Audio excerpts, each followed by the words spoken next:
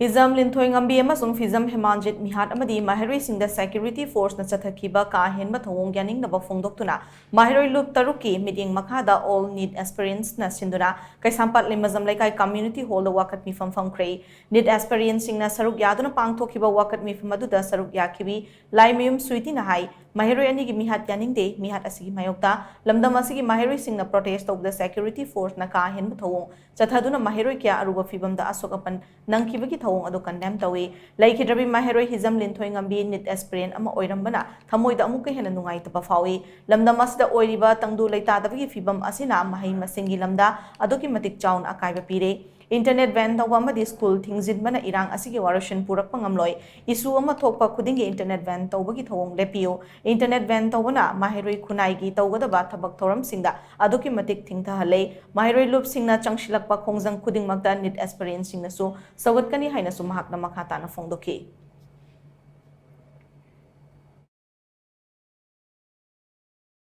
internet ban hingaga karidanoba irang sengasi nahan gi photo viral do internet hang badagi thorakre adudagi amu internet se thingsankreba internet se amu hanga agadi anoba video amamu natraga photo amamu viral salak taragadi aduda su mu thingadori braba adoi taragadi lance dojibo net se thingadori bra natraga kamai tawgadori bana haibasi su government na clarity di amma bibiyo ba mayamda natraga di kainoma tawre internet ban kainoma tawre internet ban adai students sing yam peaceful oina rally ma chat ke haba matam da kari gi no ba security sing na extra kainu power am seasonary se moi gi mo khuta power lai haba se ulira kai kari no ba si so students sing na am yaw da na makhut hanga laga ne rally chat khrido adu da ba da tear gas da gi hendok da na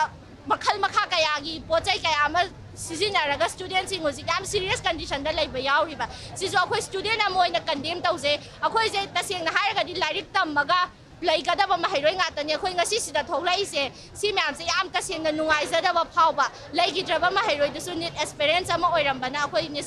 experience khodi ma na bunsa laga ngasi gi protest sinjaban